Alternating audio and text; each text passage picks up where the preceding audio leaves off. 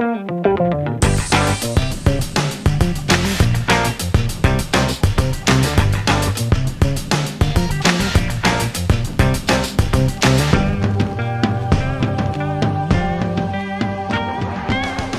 20 years of working across most areas of the entertainment industry, producing award-winning corporate entertainment acts and becoming a businessman, I've got a very compelling story to tell, and I've been lucky enough to share it with audiences of all shapes and sizes all over the world.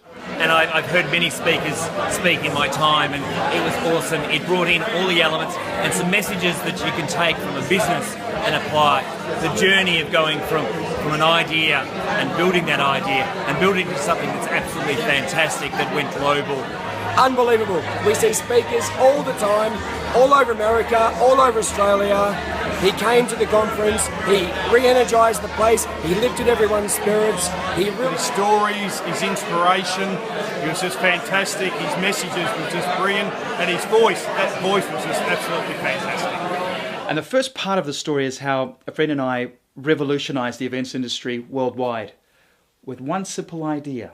An idea that combined opera with comedy in a way that had never been done before, as a hoax. Inspired by the three tenors, we called it the Three Waiters, and it went on to entertain over 3 million people globally, and it remains the #1 corporate entertainment act in the world today. Obviously serious opera buffs get it, but then you also get footy fans in Broken Hill come up to you saying, "Mate, I bloody hate opera, but geez, I loved your show."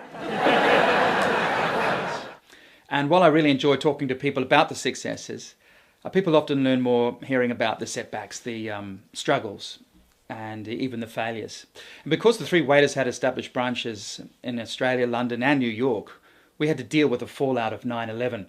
Because the events industry was in freefall. It was like America had shut down. And when I eventually sold my shareholding in the Three Waiters and I created my own business, the GFC came along with its own devastating effects. So I find that all of my experiences provide helpful take-home messages. Yeah, I learned from this that I'm not afraid of risk, and that without it, you cannot crash any boundaries at all.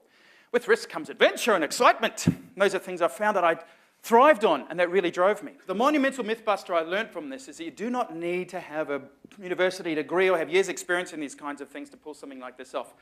Bollocks, my opinion. Passion was the petrol. I've summed up my business ethos into a few major strategies. Put it at a price that differentiates it from the rest. We took a genre previously considered high art, and we made it appeal to the broadest range of people possible. We set an extremely high standard of quality because we had to. Not easy to cast, but we do. We find them the best of the best quality.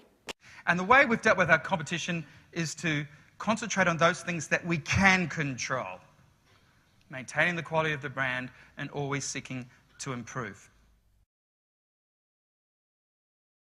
But my unique point of difference as a speaker is that I combine the two by performing a few famous arias and getting the audience involved. And as far as I know, no one else on the speaking circuit has ever done that. And this is a most effective way of energizing and engaging with an audience.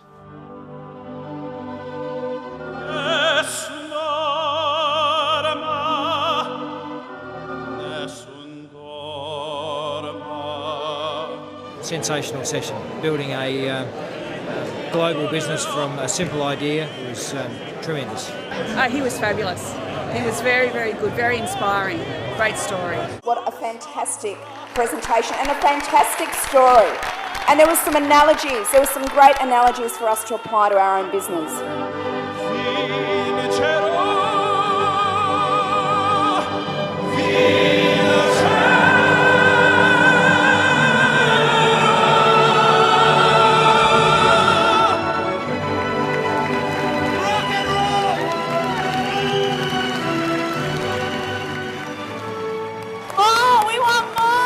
Have you ever been to a business seminar like that? That's the best part about this. To see that by inspiring audiences to be innovative, focused and resilient, you're having a truly positive effect on people and that you're actually making a difference.